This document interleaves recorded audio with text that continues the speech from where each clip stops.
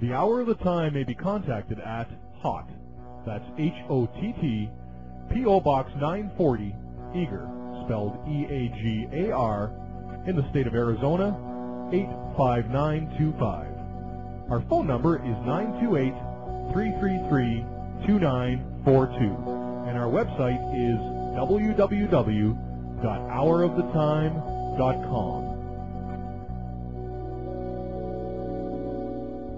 You're listening to the Hour of the Time. I'm William Cooper. And I'm Carolyn Nelson.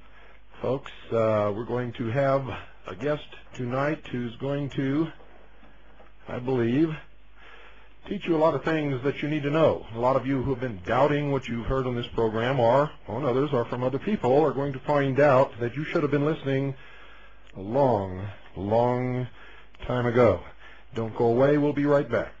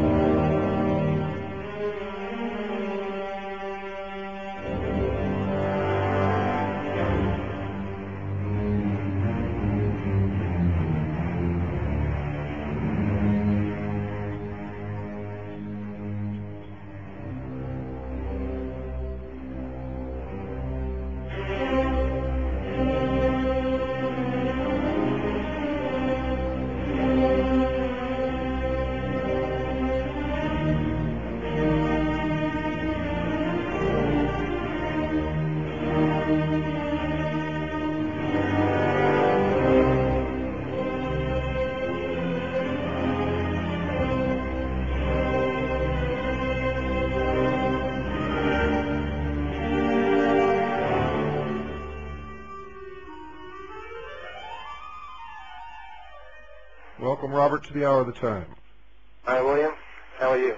Fine. Why don't you give our listeners your background, tell them who you are and what you do, and then, as we discussed earlier, teach them a few things.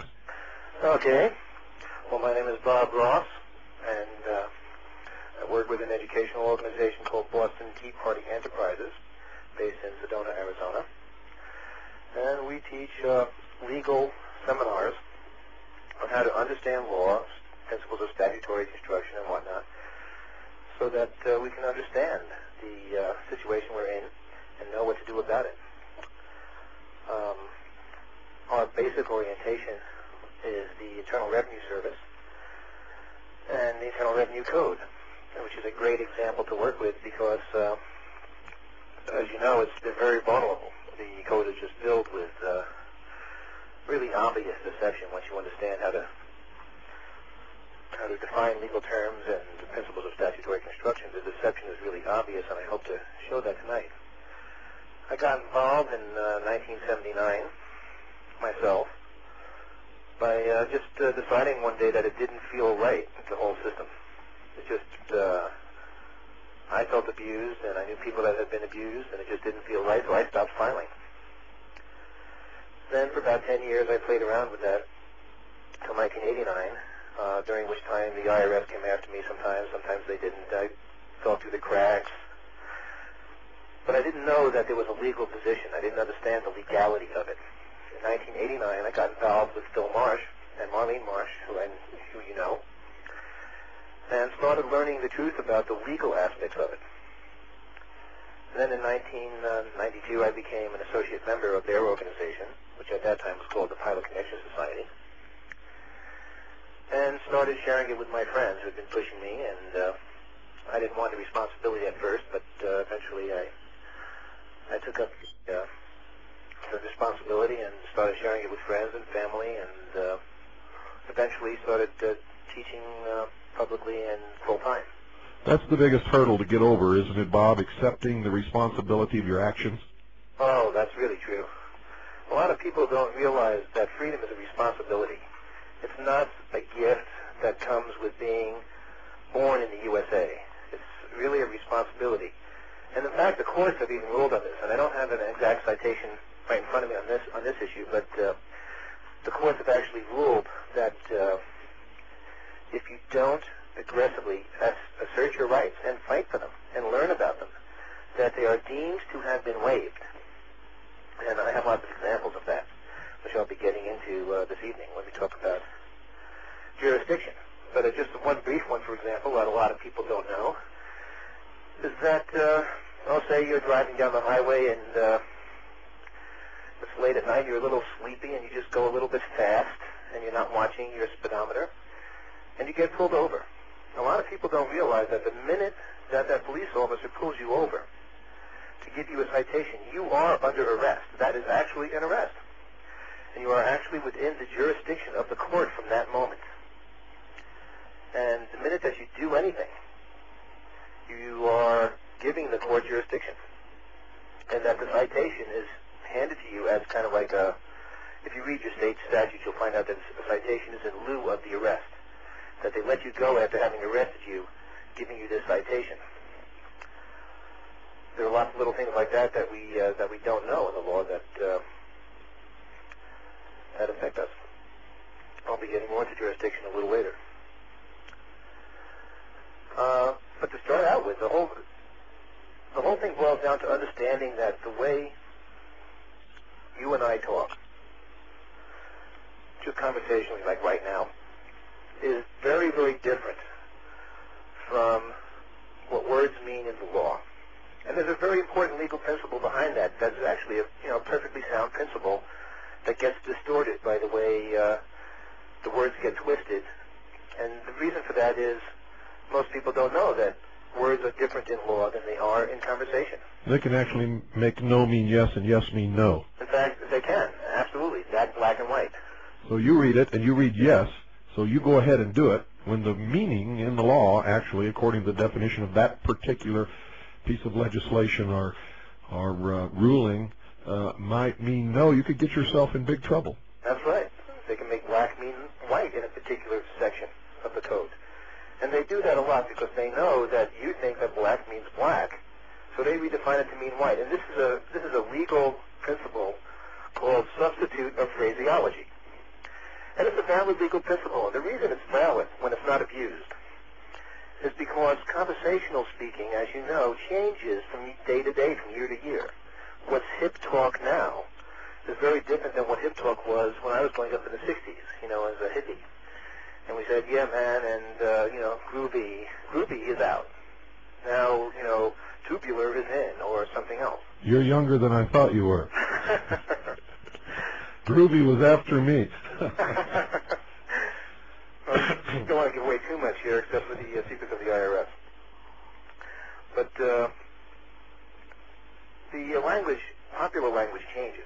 So the law is written in such a way that it stands still. It doesn't change with the vagaries of time and social stuff and stuff like that. But we have to make the clear distinction here that one meaning of one word or phrase in one set of legislation may not mean the same in another. And if the meanings change, then the new definition must be spelled out in the legislation somewhere. Absolutely. And there's actually encyclopedic reference works on definitions. One is called Words and Phrases. Words and Phrases is literally an Encyclopedia Britannica or larger set of volumes that takes all the definitions that have ever been defined of any word in law and sets them down on paper and tells you where that definition came from. And usually it came from a court decision. Yeah, but I want to make sure that the listening audience knows that even though that is so, and even though that when those words and phrases are used in all the courts in the land, they have that particular meaning when used in that manner, there could be a law or legislation or a set of regulations where they have redefined the phrase or the word, and that must be outlined, and that definition must be clearly given in that body of work. It is available, but too many people make the mistake of assuming that it means one thing when it really does not. That's absolutely right. That's covered in an area that I call statutory construction. When you understand how statutes are constructed, there's a type of definition which could be applicable just to, say, a chapter in a statute. and it applies only in that chapter. For example, the definition of United States, which I want to get into anyway, in the Internal Revenue Code, Section 3121, which I just happen to have open in front of me. 3121E actually says, I got to find my glasses. That state, United States and citizen. For the purposes of this chapter, United States, the term United States, when used in a geographical sense, includes the Commonwealth of Puerto Rico, the Virgin Islands, Guam, and American Samoa. And it also says state. The term state includes the District of Columbia, the Commonwealth of Puerto Rico, the Virgin Islands, Guam, and American Samoa. So what they're really doing is they're putting a substitute phraseology in there. Right. Now, I want you to go back and read those over slowly and pronounce those names very clearly, because the people out there don't realize how they've been scammed. And I believe when you read the first set of names, it sounded like you said America in there. I know you said American Samoa. So okay. Could you do that again, please? I'll do that real slow. So Section 3121E. Now this is under the chapter, by the way, Employment Tax General Provisions. So this isn't some little obscure chapter. This is the actual general provisions for employment tax, which is a tax that most of us are under the impression we're involved with. So when it says for the purposes of this chapter, the chapter is employment tax, general provisions. Pretty important chapter. And the definition of state says the term state includes District of Columbia, the Commonwealth of Puerto Rico, the Virgin Islands, Guam, and American Samoa, which are all territories of the United States. The term United States means, when used in a geographical sense, includes the Commonwealth of Puerto Rico, the Virgin Islands, Guam, and American Samoa. Slightly different definitions, but you get the point. What they've done is they've taken the generic idea of a state. A state can be anything. My kitchen can be a state if I define it as such. It's the state of, disarray or whatever it is. The state of hunger. So when they're talking about someone in that context, in that chapter, being required to withhold money from someone's paycheck in order to withhold taxes, and they say that this is applicable to a citizen of the United States, it does not apply to a citizen of the state of Mexico or New Mexico or Canada or Illinois. Is that correct? That's correct. It applies only to the jurisdiction as defined right here. And right here means District of Columbia and the U.S. possessions and territories. Now, the reason for that is that the federal government in the Constitution was given very clear jurisdiction over Washington, D.C., which was 10 square miles originally. They can create all the laws and regulations for Washington, D.C. that they want. They can't do that in a sovereign republic, which is also called a state in the way you and I speak. So in our speaking, we refer to states as, the sovereign republics, California, Arizona, New Mexico. But state also has a generic usage, which means France is a state. Any political body. Political body is a state. And what they've done is they've defined state very specifically here to mean the District of Columbia kind of state. Now we know they don't mean a sovereign state because the District of Columbia is not a sovereign state. In fact, they would like to be and have been unsuccessful at getting any legislation passed that would make them a state. But they never define this when they go to employers and say, why aren't you withholding taxes from your employees? If they're citizens of the United States, you must withhold taxes. Is that correct? Right. You see, because a citizen of the United States tends to be like a federal employee or somebody that actually lives in Washington, D.C. So those are the people within that jurisdiction, and the government is within its rights to collect taxes from those individuals. And it's a type of an excise tax. It gets really convoluted at this point if we jump around too much. So I don't want to jump too far afield of just making the point that the definition in the terms of the way we say United States in conversation, when we think 50 states are, united, is a different definition than the definition in the Internal Revenue Code for the chapter employment taxes, where that definition applying just to that chapter has a very limited and specific meaning. And in fact, it doesn't include the 50 states. And we know that for two reasons. One, if you read the amendments in that section, which is the historical notes, you find out that prior to 1960, that paragraph, state United States a citizen, used to include the term Hawaii, and before that, the term Alaska. And they took it out right around 1960. When they became states, they were They taken became sovereign republics. That's correct. They had to take it out because they no longer fell within the jurisdiction of the United States, the federal United States. And also, there's another section, I think it's let me just look it up real quick here. See how easy it is, folks? All you got to do is read the darn thing. Bah. You just have to know what you're reading and not be fooled by the statutory construction and legal terms. See, but it's important to understand that, you know, it didn't start out to be deceptive. It's just being used deceptively. It started out as a general principle that, you know, sometimes a statute has to define things a little bit differently than the way they are defined conversationally in order to be absolutely clear.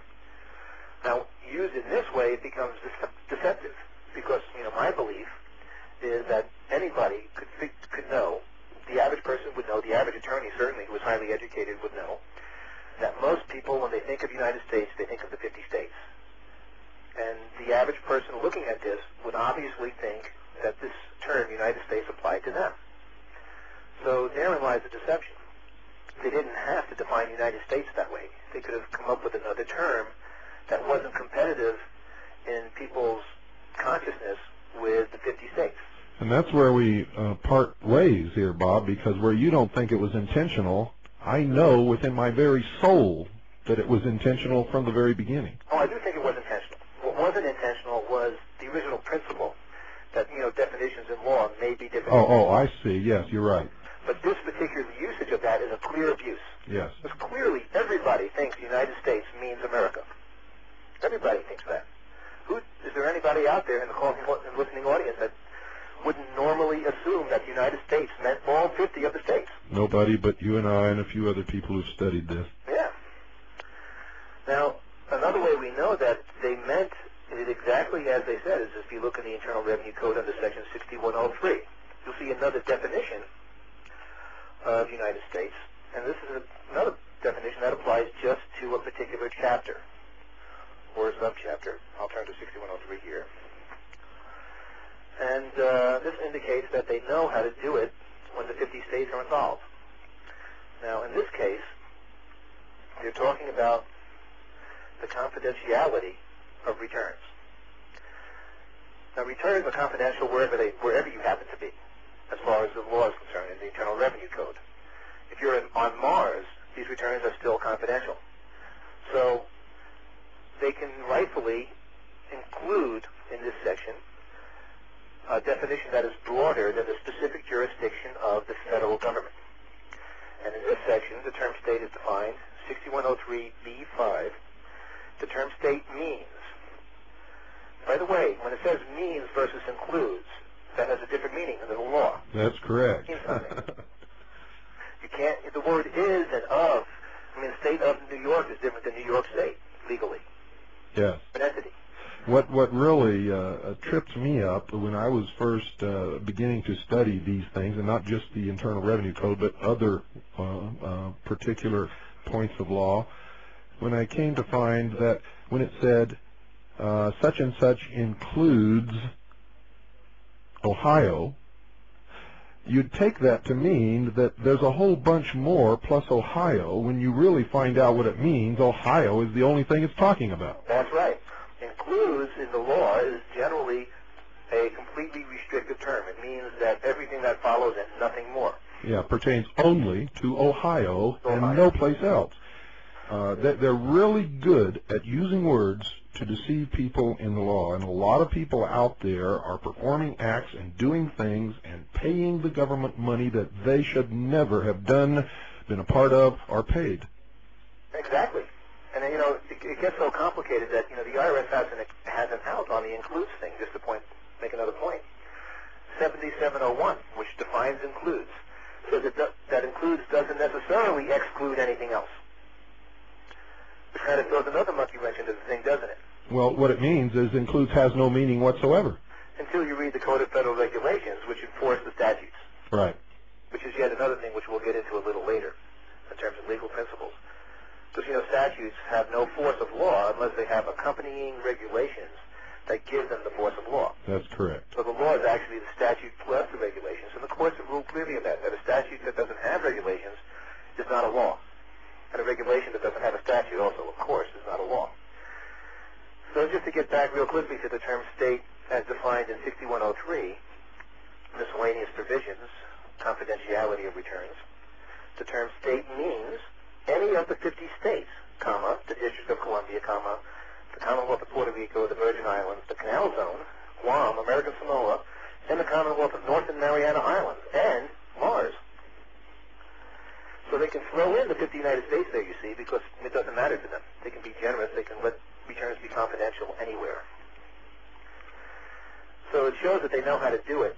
Now, just in case anybody thinks it's an accident, that they just accidentally left out United States in 3121, and they put it in here now because they didn't forget that, it's not an accident. These guys don't have accents. They agonize over every single word that goes in here. There's an office of the chief counsel of the IRS that does most of the research and writing on these things. Even punctuation and capital letters are agonized over. Everything. A capital letter S on the word state changes the meaning from a sovereign state to a federal state, and it differs whether it's in state law or federal law. The capital S reverses its meaning in state law. So you have to watch these things very carefully.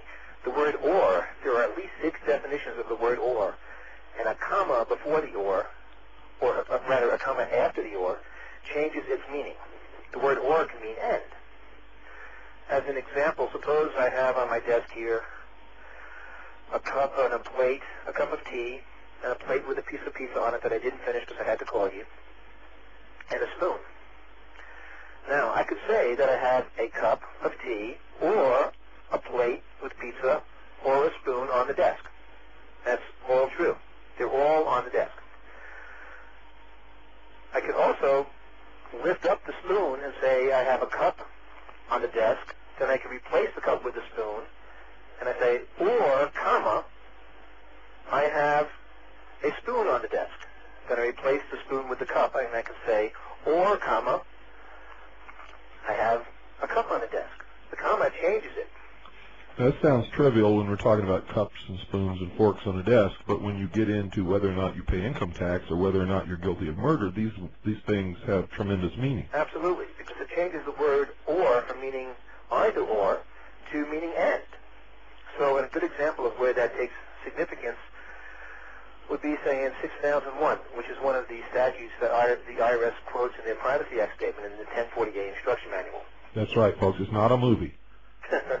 You can go out to your bank and to your post office right now, or if you've already gotten one in the mail, look up your 1040A instruction manual, page 4, and you'll see several things that we'll discuss there tonight, including a statement that says 6001. I might as well actually read it. Let me open it up here, page 4. Yeah, please do, Bob. If you don't, people will get confused. So it says, on the second paragraph, it says Internal Revenue Code sections 6001, 6011, and 6012A say that you must file a return or statement with us for any tax for which you are liable. So 6001 says that only those who are liable have to file the form and pay the tax. Right.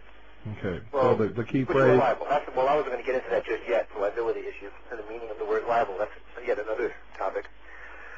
But just to give you an example of the use of the word or, meaning and, in 6001, it says that they must give you a notice, or, I'll read it actually again to be precise. The second half of 6001, the second half of the paragraph says,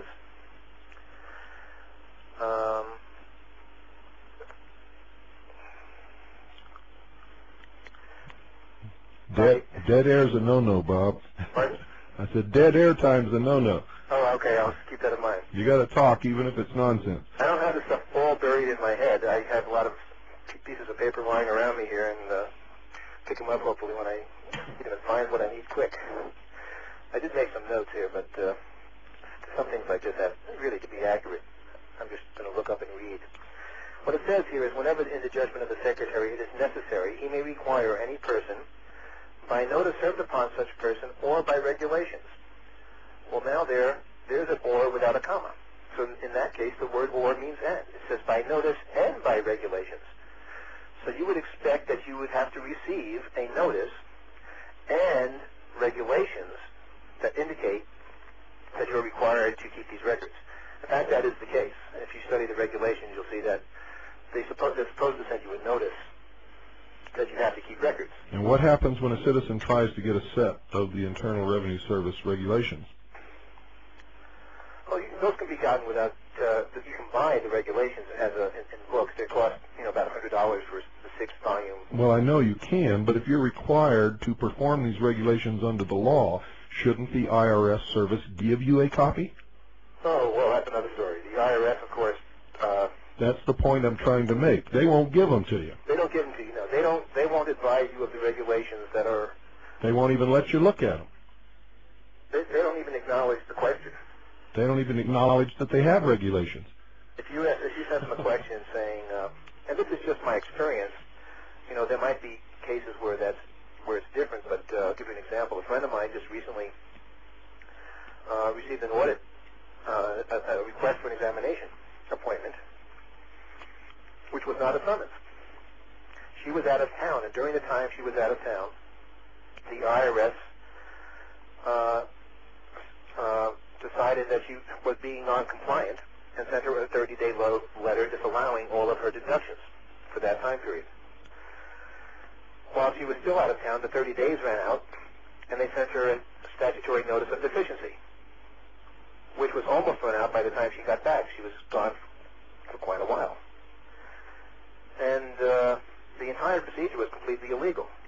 So she wrote them back a letter after I kind of sat down with her and showed her places in the Internal Revenue Code that covered her situation.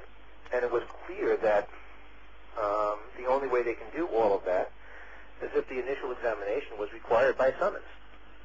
And, of course, there was no summons. It was received by ordinary mail. So they were operating under color of law. They were operating under color of law. So she sent them a letter saying, being very cooperative. And I told her to, stay cooperative, at least for the time being, because there was no point in being viewed as a tax protester. Just asking, well, gee, why did you guys do all this? There wasn't any summons or anything. Could you please cite the regulation and, of course, the statutes that give you the power and authority to demand an examination from me without a summons? And, of course, they ignored her, saying, well, we'll see you in tax court, which is also, of course, silly because, as most people probably don't know, but tax court doesn't have jurisdiction over employment taxes. And that's very clear in 601-102 in the Code of Federal Regulations. The Code of Federal Regulations specifically excludes employment taxes from the tax court. How many people would know that? How many people just go into tax court automatically, assuming that they're going to have their case solved, and unbeknownst to themselves are freely and voluntarily giving jurisdiction to the tax court, which wouldn't otherwise have it? Well, I can assure you there are a lot of people out there right now feeling very, very dumb at this very moment.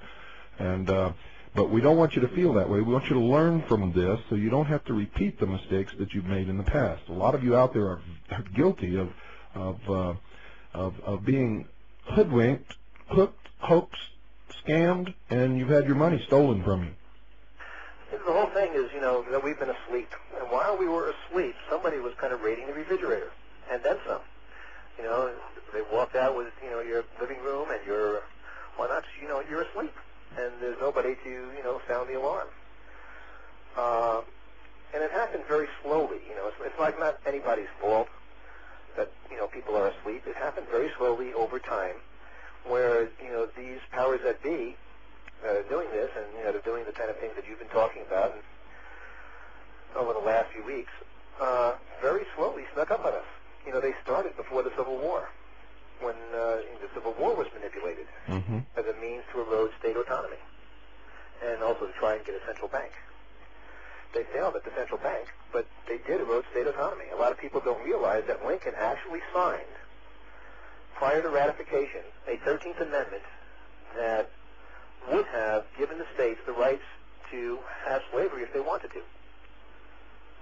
Yeah, Lincoln had no intention of freeing the slaves, did not believe that freeing the slaves was right, and if they were freed, he believed that they would all have to be shipped back to Africa or the whole thing wouldn't work. There wasn't a question of what was humanitarian or not. That's right. He Question of state autonomy. That's right. And what that original 13th Amendment, which was never ratified, actually said was that the federal government cannot interfere in state affairs, period. Correct. And the only reason that he issued the Emancipation Proclamation was to hurt the South in the war effort.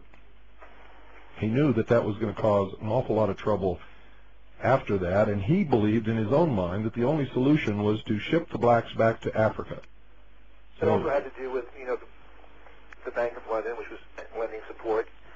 Yeah. I got to break in here, Roth. It's time to take our break. Don't go away, folks. We'll be right back after this short pause.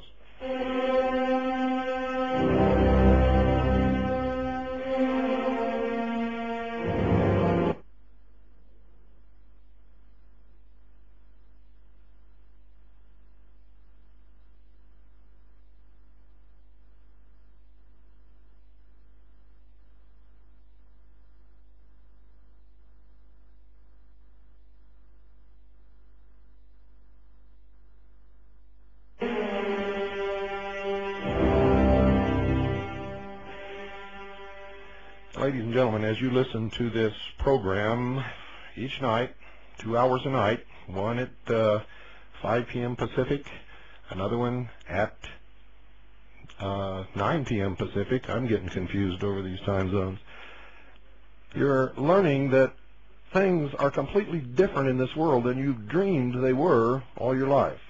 Different than you've been living your life. You had no idea that what you're hearing on the hour of the time was ever a possibility in this country where we live. But now that you're beginning to understand that, and now that your eyes are beginning to open, and you're beginning to learn to think probably for the first time in your whole life on your own, and some of you, thank God, have even had your first original thought in your whole life. Some of you have been awake for a long time, maybe even before I ever came along, maybe before I even awakened. But you're beginning to understand now that we are living, standing, breathing, eating, working on a board that's full of wormholes over the top of a bottomless pit. And we've got to do something very quickly to save ourselves. And one thing you have to do is provide for your family, your loved ones, yourself. Now, things are going to continue to get worse, I can assure you. They have to get worse before they can get better. Remember the motto, Ordo ab chaos. They're in the process of creating the destruction of our society as we know it, our traditions as we know it. They're destroying our heroes. They're destroying our education system. They've already taken our Constitution and Bill of Rights away from us. We are, in fact, a vassal state of the United Nations. Our military is not acting in defense of the United States of America, but as the world police force under the United Nations. Understanding all of these things and beginning to understand how the Internal Revenue Service and the Federal Reserve banks have robbed us of almost everything. Most of you are going to find out sooner or later that whatever you have paid for with Federal Reserve notes, you do not own. You don't own. When all this occurs, when everything breaks down into a chaotic situation, if you're smart, you will have formed your resistance units, your militia units. You will be able to exert political control in your area. You will be able to keep order in your communities and your neighborhoods. And you will be able to defend yourselves. You're going to need some kind of a common currency. The only thing throughout the history of the world that has functioned in that manner and that everybody recognizes no matter who they are or where they live or what language they speak is precious metals in all its various forms. Our sponsor, Swiss America Trading, provides non-confiscatable, non-reportable hard assets that you can use in these situations to protect everything that you worked for all your life and to make sure that you and your loved ones have a roof over your head, something warm to eat in your belly, and you have an opportunity to survive. People who don't take those steps are going to find themselves in a very, very dangerous, volatile, and destructive situation. That's going to be dangerous for all of us in the future, but you can take steps to ameliorate that danger by calling 1-800-289-2646 right this moment. 1-800-289-2646. Do it right now, folks. 1-800-289-2646. And look around you at the faces of your loved ones if you cannot assure them at this moment that you have provided for the safety of your assets and their financial future. You must make this call. 1-800-289-2646. That's 1-800-289-2646. Do it now. You'll be glad that you did. You'll have a weight off your shoulders.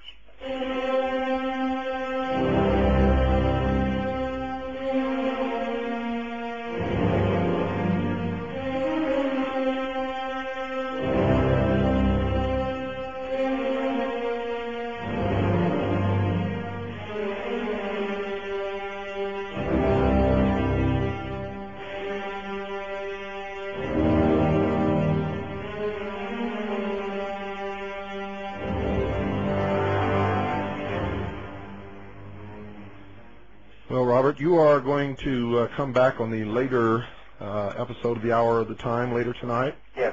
Okay, so if we don't get through this hour with everything that we want to cover, you're going to cover it in the next hour. Is that correct? Absolutely. Wonderful. I can go for 2 days, so it won't be too hard to cover a second hour. Okay, go ahead, continue. Okay, well, we were talking a little bit about how this started slowly, and I'd like to just make a few points on that and then talk a little bit about jurisdiction. Because jurisdiction is the key. How did they get jurisdiction over us, and what does jurisdiction really mean? It's the beginning of the whole thing.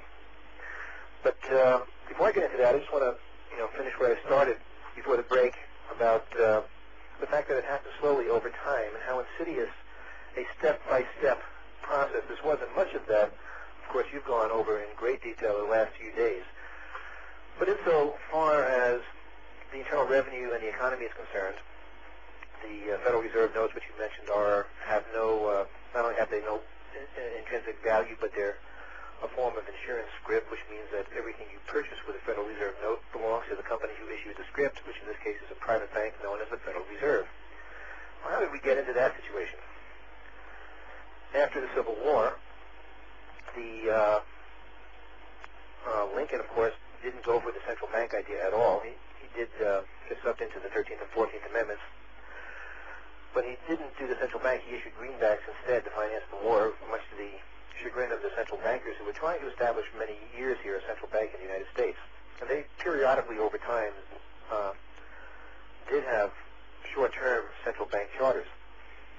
But they wanted something more permanent. So in 1910, they sent a guy here named Paul Warburg, who got kind of cozy with this guy Colonel House and Wilson. You probably know the story. And in secret meetings and whatnot, they managed to put together a program called the Aldrich Act, which was a central banking act. Now, they probably knew that wasn't going to pass. This is one of the ways that they do things. You see, these guys, they own both parties. Aldrich was a Republican, I believe, who wasn't well liked among the people, because he was known to be aligned with the bankers. So they voted down the Aldrich plan, and then the other party, which I believe was the Democrats, came out a couple of years later with the Federal Reserve Act saying, well, this isn't going to be like those guys' thing. This time we're going to do it right.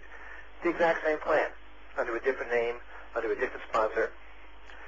They diffused people's caution by getting rid of the Aldrich plan, and then came in with the Federal Reserve Act when people weren't looking, which was something like, midnight before Christmas or something like that. They, whoever was in the House at the time got to vote on it, and they passed the Federal Reserve Act. They just did that again with the Brady Bill. They did it again with the Brady Bill. They do it all the time. They'll probably do it with the National Health Care Act, but don't get me started on that, because that'll make the IRS look like small potatoes, I believe. But what happened is once the Federal Reserve got control of the money, supply in this country. And of course, Thomas Jefferson and many other people warned us about that. He said if the banks ever get control of the economy of this nation, we'll see our children homeless on the streets, and that's exactly what happened.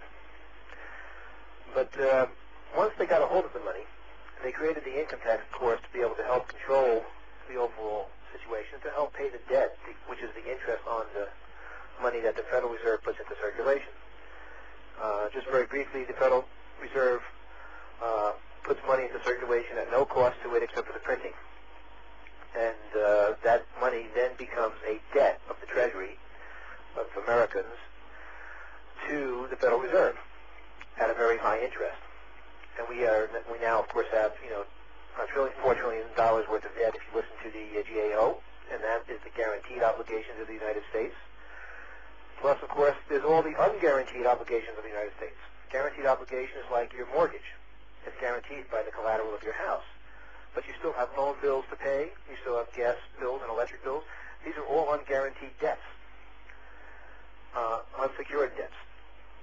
And of course, the United States government has trillions of dollars worth of bills also. So when you add it all up, the debt of the United States is closer to 20 trillion than to 4 trillion. And but all that debt does a lot more, a whole lot more, very slowly, insidiously over time, like a cancer, than just make money for the bankers. Because believe it or not, I don't believe these bankers really care about the money. They've got plenty of money. These guys, and you know who they are, and people listening have heard the names before. I don't want to be a name dropper, but what they care about is the collateral. They care about the collateral, the real estate, which is one thing. They also care about a lot of other things that this debt allows them to do. See, the debt has all kinds of wonderful results from their point of view. For one thing, for example, and I'll get into some of the things, I didn't listen to your entire series of the last couple of weeks, but I'll mention some things that you may or may not have mentioned. A lot of people don't realize that high debt creates a national emergency. Oh, wait, don't go into that because that's coming up. That's coming up, yeah. Well, I'll suffice it to say that we've been in a state of emergency since, the 20s or 30s. And a national emergency, an actually declared emergency that hasn't gone away for 40 years. And for those people that like to look up things, just I'll let them look up Senate Report 93-549. Where you can find the state of, where they actually discuss the history of the states of emergency we've been in for 40 years, under which most of the constitutional rights of the people have been admittedly, by the Senate, stripped. Gone. They're gone. And of course, we filed bankruptcy way back at that time. Another thing they did back at that time, under those kind of, once they had control of the economy, is they eliminated the United States Treasury by public law. And I don't actually have the citation for that in front of me. That was around the 1920s or 30s. They just eliminated the U.S. Treasury. There is no U.S. Treasury. The Secretary of the Treasury is actually the receiver of the bankruptcy. You probably have all this in your documentation coming up. Yes, but to short circuit this, so we can get back to what our subject is tonight, is that the goal is total control and total ownership. And that means that they will end up owning every single piece of property, not only in this country, but probably in the world. And the citizens, anyone who has a birth certificate registered with the Department of Commerce, Department of Human Resources, is then indentured to pay the debt. So they become slaves of this eventual New World Order. That's right. It's really a means of controlling economic policy and private property. And if you study the Founding Fathers, you'll see they say things like private property is what creates freedom. Take away private property and you create slavery. And the difference between a slave state or a communist and socialist state and the free concept of our Founding Fathers was the ability to own private property, which was that I want to read you the definition of private property here in Black's Law Dictionary, 4th edition. As protected from being taken for public use is such property as belongs absolutely to the individual, and of which he has the exclusive right of disposition. And never before in history has a country been founded on that principle, private property. When you have private property, you have freedom. When you don't have private property, you have socialism. It's as simple as that. And the IRS And the significance of why I focus on the IRS is because it attacks that very principle. And significantly, of course, as you'll probably point out when you go over the bankruptcy and other material about the economy, that the IRS is currently working for the International Monetary Fund. And that's who pays the bills. Which is a branch of the United Nations. Right. And, they work through the United Nations Agency for International Development, and you probably have the public laws that people can reference on that, under the Division of Human Resources at the United Nations, and the Office of Personnel Management of the United Nations. And this is all in public laws, in our own laws, not just in the United Nations treaties, which is another legal issue that treaties supersede the Constitution, and if you enter into enough treaties, you have no Constitution. This is the consummate treason. The ultimate treason has been committed, and traitors are furthering it every day, supposedly working for our benefit. They're actually working to destroy us. That's right. But there is still a solution, as you know. The solution is education, educating ourselves, which is a source of power, and knowing what to do about it. The law still has some effect. Basically, as you pointed out in your series, the guys that did this to us can't afford for the common man to find this out yet. They have to kind of they've done all the legal groundwork, but they have to kind of take the guns away slowly first.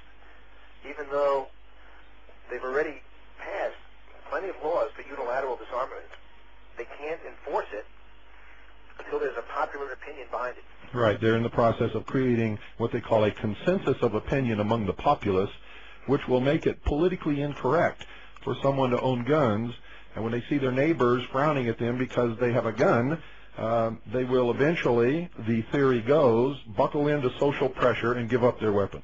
They did it with cigarettes, for example. Now, cigarettes, I don't smoke, and I don't think cigarettes are healthy particularly, but they've legislated and enforced a point of view where, cigarettes are no longer politically correct. If you light up, even outside someplace, people look at you, Uh-huh.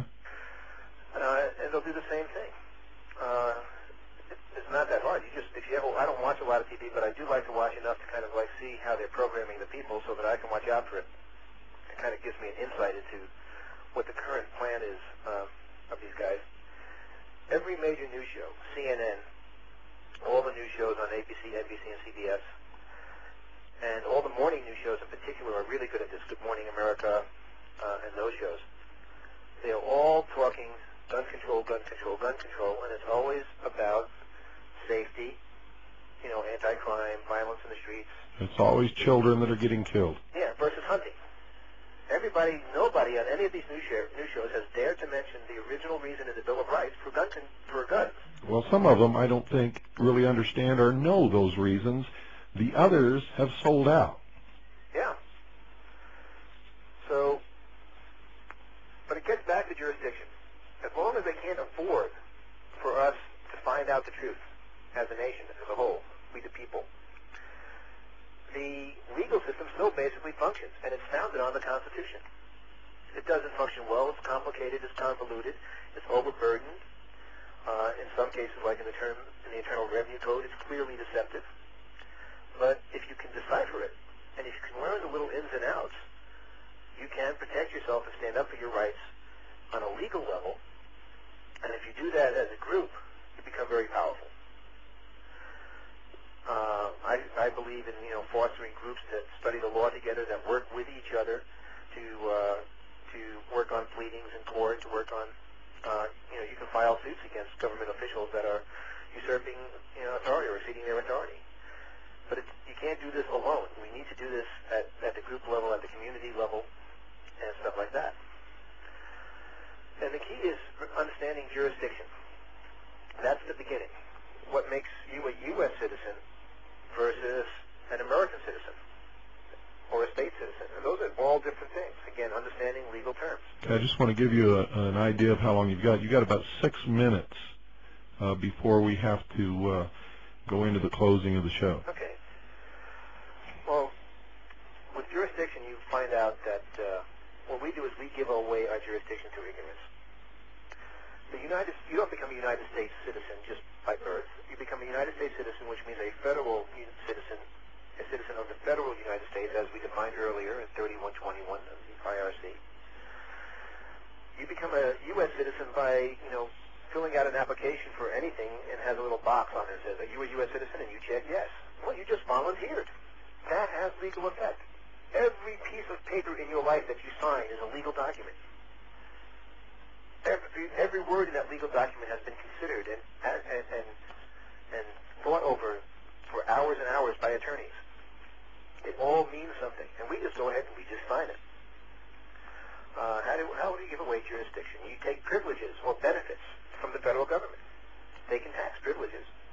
They can tax benefits. When you get something from somebody, you are creating a contract by default because they have a right to expect something back. That's called a consideration. So when you receive Social Security benefits, and that's the number one, the big one in our country, when you get Social Security benefits, then you've allowed the United States, the federal United States, to have jurisdiction over you because they're giving you something in return for, your taxes, your allegiance. You're following their rules, their statutes. The statutes are the terms of the contract. Tax court is similar. You go into tax court, you don't question it. A lot of very good so-called tax protesters have lost cases in tax court just because they did it in tax court instead of U.S. district court. They gave the tax court jurisdiction over something that it normally wouldn't have any jurisdiction over. And they can now say that your entire argument is frivolous, because in tax court it is frivolous. In tax court it's frivolous that there are no regulations spelling out exactly what kind of tax you're liable for, because you gave them your jurisdiction. So jurisdiction is very, very, very important, and we'll be talking some more about that in the next section. The judge won't explain that when it's going on, but that is exactly the case. Absolutely not. In fact, so many people come out scratching their head and wondering what in the world happened, because what just happened is totally illegal. The truth is it's not illegal. They just didn't understand. And you, ignorant is no excuse of the law. They're under no obligation to tell you what's going on. You go into court on something, even just a minor traffic violation, and the judge asks you, well, do you understand the charges against you? And you say yes, thinking, you know what he's talking about. You think that's what it means. No. When he says, do you understand the charges, he's asking for your jurisdiction. You've got to say, no, Your Honor, I don't fully understand the charges against me. I need to see a formal complaint. Now, that doesn't mean to keep silent until you've talked to your attorney, because the moment you hire an attorney, you declare yourself legally incompetent, and you become a ward of an officer of the court who is pledged to uphold the court and not you. That can actually happen. Not necessarily, though, if you handle it properly, if you know how to handle the complaint. But most people don't. That's what I'm getting across here. It's just a question of jurisdiction again. Yeah. If you don't know how to handle the jurisdictional issue, you could blow it by hiring an attorney. You could blow it by just saying that you understand the charges. A lot of people know better than to plead guilty or not guilty in the patriot community. They won't plead. But if you even say that you understand what they're talking about. And that goes for nolo contender, too. That's right. If you let them fingerprint you or give you a breathalyzer test if you've been stopped, in the case of people that try to drive without a license, you've given them jurisdiction. So there were a lot of little things like that that we must understand so we don't get into the area in which they have power, so that we maintain our own power. And there are ways to do that, legal ways, and you just have to understand the terms that are involved, the difference between a special appearance before the court and a general appearance before the court, for example. And whereas in a general appearance before the court, it says you must appear. The word appear is a legal word. When your citation says you must appear, that's a legal word. If you appear, it's considered a general appearance, and you've given them jurisdiction. You have to go in there and say, Your Honor, I'm appearing here on a special appearance, meaning I don't give you jurisdiction. Because I don't understand the charges against me. I need to see a formal complaint, which will really bollock them up because they don't often do formal complaints. Not only that, but they have to have someone who makes the complaint, and usually there isn't anyone. That's right. And it sounds complicated, ladies and gentlemen. This audience, it's not that complicated. We're throwing at you a lot of stuff very quickly to give you an idea of how convoluted it is and how the system has been twisted intentionally. That's right. You should not go away from this program and try to apply any of this. You'll get yourselves in trouble. You should find someone, a good someone, who teaches constitutional law and who teaches these things, like Bob Ross, and learn from them. Attend classes. There are some classes that I'm giving in the Phoenix area. Hopefully there are some people talking about getting some classes going in other areas. Right now I have classes scheduled in Phoenix in February 19th and 20th coming up, and then again in March, mid-March, and early April. And I call it what the IRS doesn't want you to know. But as you can tell, it's about a lot more than just the IRS. It's about your life, it's about your country, it's about your family. It's about taking back your rights and understanding the law. And what I teach is an understanding of the law. I don't give you any magic bullets. I don't have any magic bullets. The only magic bullet out there is for the people to understand, learn, and educate themselves and band together to stand up for their rights. That's right. So if you learn these things and you learn then to apply them, and all of us begin to do that, then we begin to exert some power. Instead of us being afraid and living in fear, the traitors will become afraid and live in fear. Right. Now, should I give my phone number, or do you want people to contact you if they're interested in any of those? No, go ahead and give your phone number. Okay. And you got to do it real quick because we're out of time. You can reach me at Boston Tea Party Enterprises. The area code 602-282-5653. That's 602-282-5653. Now, we wrote that number down, so if you didn't have time to get it, call us. You'll hear the phone number of the hour, the time at the end of the show, and I'll give it to you right now, 602-333-5174. Call Carolyn. She'll give you the number if you didn't have a chance to get it. If you live in Arizona, attend these classes. I might be there myself. Good night, folks, and God bless you all. Good night.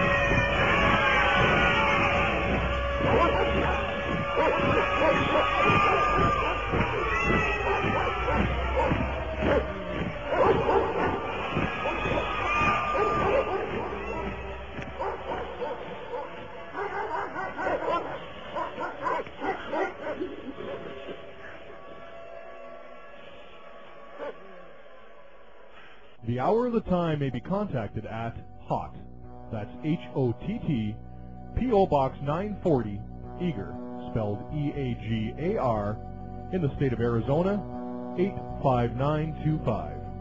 Our phone number is 928-333-2942, and our website is www.houroftheTime.com. Good evening. Welcome to the late edition of the Hour of the Time. I'm William Cooper. And I'm Carolyn Nelson. On the other end of the line here, folks, we have Mr. Robert Ross, who teaches people about the law. He teaches them about the Internal Revenue Service and all kinds of other things. He's going to be holding a seminar in Phoenix, Arizona. We'll talk about that a little bit later.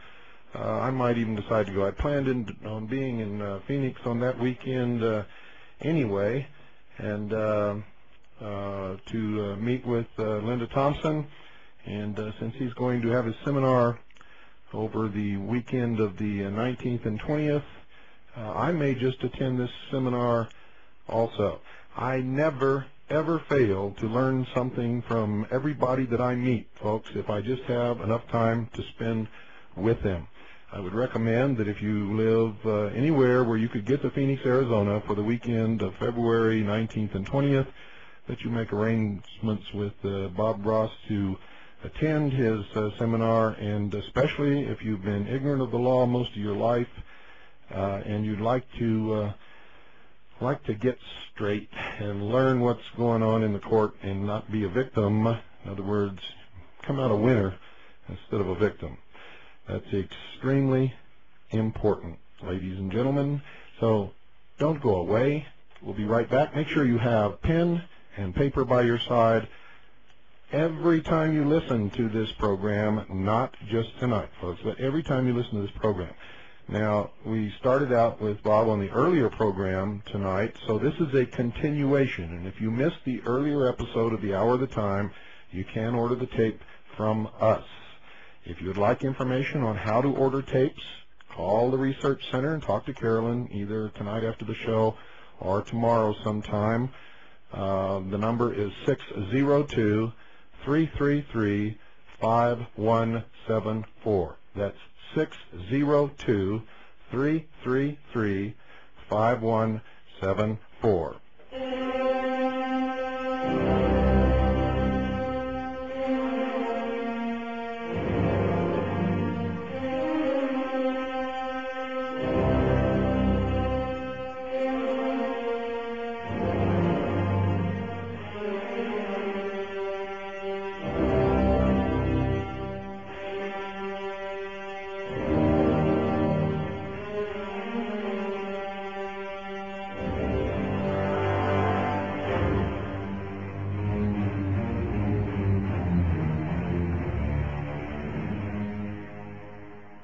Welcome back, Bob. I believe that you left off talking about jurisdiction. Yeah, we did. Jurisdiction, of course, is fundamental to all legal issues, whether you're talking about a tax case with the IRS, or whether you're talking about citizenship. What is the difference between a U.S. citizen and a state citizen? Or some people like to talk about non-resident aliens. Or whether you're talking about a speeding ticket. Now, when you talk about non-resident aliens, are you talking about the benevolent space brothers? Are those little gray guys that Whitley Strieber was writing about? That's right. Those little gray guys from Mars. A lot of them work for the IRS, I believe. I think you're right. They certainly speak Martian, which is another term I use when I'm telling people about legal terms and legal definitions. It looks like English, and the real conspiracy that the Martians have arranged is that their secret code looks like normal conversational English, but it's not. It's really Martian. I hope you all realize that we're only joking about this stuff. I don't believe in benevolent space brothers, and neither does Bob. But you got to put a little humor in these things sometimes. That's right. But it certainly is another language when we're talking about legal terms. And for the benefit of those listeners that weren't with us earlier, legal terms can be defined differently than the terms that we we use in our everyday conversation. And as we used an example before, that the United States, which all of us think means the 50 states, Arizona, New Mexico, Colorado, New York, all of the 50 states sound like, United States to you and me when we're talking about it. But in the Internal Revenue Code, and in fact in most of the federal statutes, the United States is defined differently, and it doesn't include Arizona. And they didn't just forget to leave it out. So that's what jurisdiction is all about. Jurisdiction is the key. How does the federal government, which the Congress limited in its jurisdiction to 10 square miles plus territories and possessions, and those 10 square miles are, of course, Washington, D.C., which, of course, listeners to your show know a lot more about than most people living there. That's true. How do we get under the jurisdiction of rules that were originally intended just for Washington, D.C.? So, first of all, I'll read the definition of jurisdiction in Black's Law Dictionary. I use the 4th edition. It's a little bit more complete than some of the later ones. They keep changing these dictionaries on us. And jurisdiction. The first thing it says is the word is a term of large and comprehensive import. And I want you to realize the significance of that sentence. I mean, this is a law dictionary. They don't say things that aren't, that sound that significant unless they mean them. The word is a term of large and comprehensive import. Now, by the way, legal definitions like this in Black's Law Dictionary and others are derived from usually court decisions. So these definitions are a compilation of various key court decisions that have been upheld by the courts as being definitive of a particular term. So if you read down here to some other court cases, you'll see that there's some other definitions of jurisdiction. A lot of them apply to the courts. But in general, this following one is what we're talking about. And it is the authority, capacity, power, or right to act. So what gives the federal government the right to act, or the authority to act, over a state citizen? And this brings into play the fact that there's more than one United States, and that a state citizen has citizenship not only in one state. In the case of you and me, William, we're citizens of the state of Arizona. We're also American citizens, we're citizens of the United States of America. And if we elect to be, if we volunteer to be, knowingly or unknowingly, if we accept the benefits from the federal government, we might also be construed to be United States citizens. Now, William, before you knew better, have you ever checked off on an application of any kind for a loan or for a driver's license or for a voter registration, a little box that said U.S. citizen? Of course. I think probably everyone who's ever been born in this country, and most people who've ever visited at one time or another, have probably done that. Well, since you were doing that under perjury, probably, there's usually a little statement that says, you're signing this under perjury. If you're lying, you can get in trouble. You just volunteered to be a U.S. citizen. That's correct. And a U.S. citizen is something very specific. In fact, it is so specific that even the statement about perjury is different for a U.S. citizen than for a state citizen or a citizen of the United States. And this is like, something that anybody out there can go look up. If you go look up the rules of evidence in federal rules of evidence, and this is in Title 28. I won't give a page number or anything like that because it could be different in a different version of the thing, but it's Section 1746, Title 8, 28 U.S.C. 1746, number 1. Now here's it saying, unsworn declarations on the penalty of perjury. If executed without the United States, remember the definition of the United States in 3121 IRC applies generally in most federal statutes. Includes Guam, American Samoa, U.S. Virgin Islands, places like that, and Washington, D.C. So if outside that area, it says something to the effect of, they don't have to use the exact language, but it says something like this. I declare, under penalty of perjury, under the laws of the United States of America, that the foregoing is true and correct.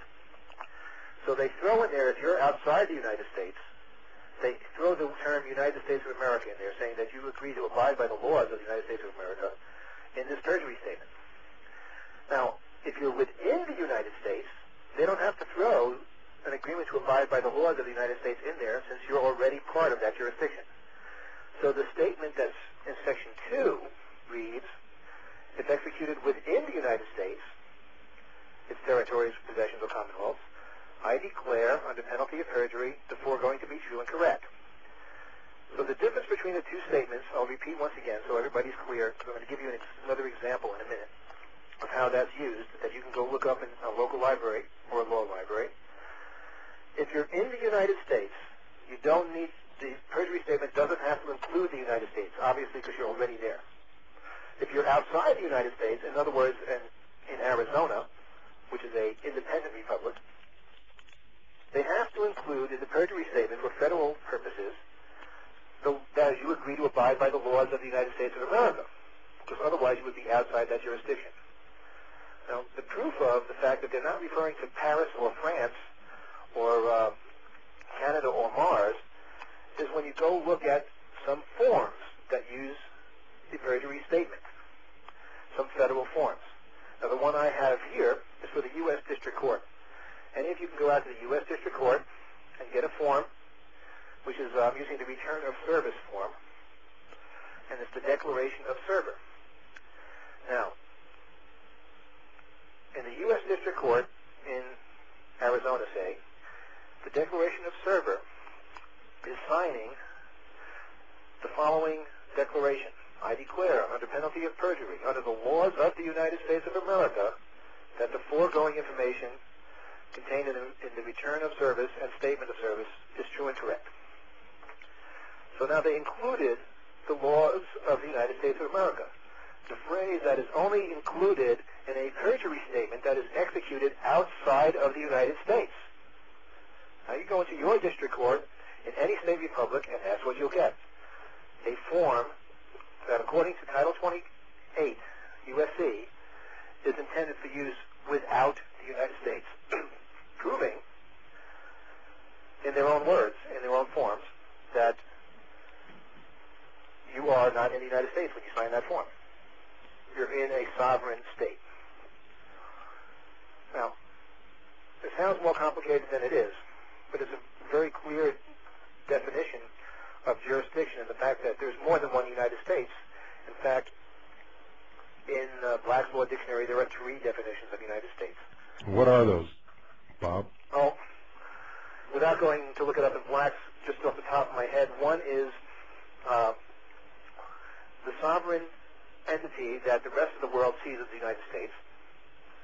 For example, if you're in France and you're dealing with the United States, there's a sovereign nation, the group of us, it's called the United States. It's a legal entity in international law.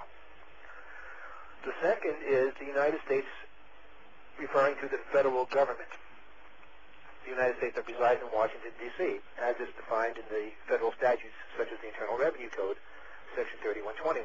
Actually, it's defined right in the Constitution. In the Constitution? In the Constitution, yes. Yeah, I wasn't including that. I was just using Black's, which kind of combines all 3 different types of definitions. Mm-hmm. And the third definition, of course, is what everybody thinks the United States is, which is 50 states that got together in 1776 and said, well, it wasn't 50 back then, but said, hey, we're united. We're going to work together. And we'll create this supposedly little limited entity in Washington to run our international affairs for us. Well, it didn't work out that way, as you know.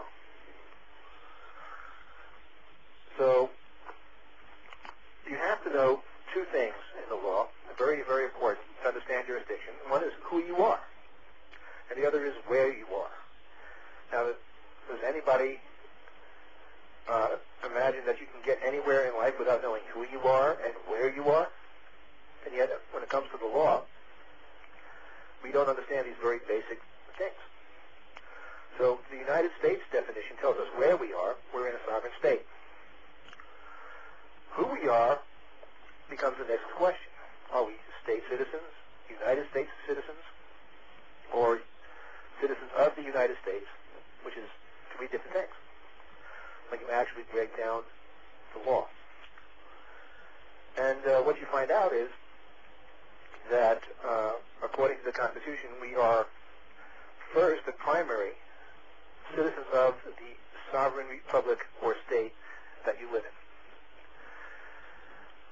in. And for you and me, that's Arizona. Could be California or New Mexico or New York or Ohio and Idaho, any of the 50 states. Mm-hmm. Concurrently, Go ahead. Concurrently, we are states of the nation. I mean, we're citizens of the nation. We're American citizens. Another term for it. The legal term is citizens of the United States. Now, some patriots are afraid of the term citizens of the United States. They think it gives the United States definition, the United States jurisdiction. The term that actually gives the United States definition, that gives the United States jurisdiction is United States citizens. That's correct. Let me read this clause from, excuse me, Article 1, Section 8 of the United States Constitution. The particular clause that creates this artificial government, which was in no way intended to be created by our forefathers, with the power that it has accumulated when they brought together the union of the several states for the mutual benefit and protection of all. But this particular clause, it's Article 1, Section 8, and it's several paragraphs down in Section 8, and I quote, "To exercise exclusive legislation in all cases whatsoever over such district not exceeding 10 miles square as may be by cession of particular states and the acceptance of Congress become the seat of the government of the United States, and to exercise like authority over all places purchased by the consent of the legislature of the state in which the same shall be, for the erection of forts, magazines, arsenals, dockyards, and other needful buildings, and to make all laws which shall be necessary and proper for carrying into execution the foregoing powers and all other powers vested by this Constitution in the government of the United States or in any department or officer thereof."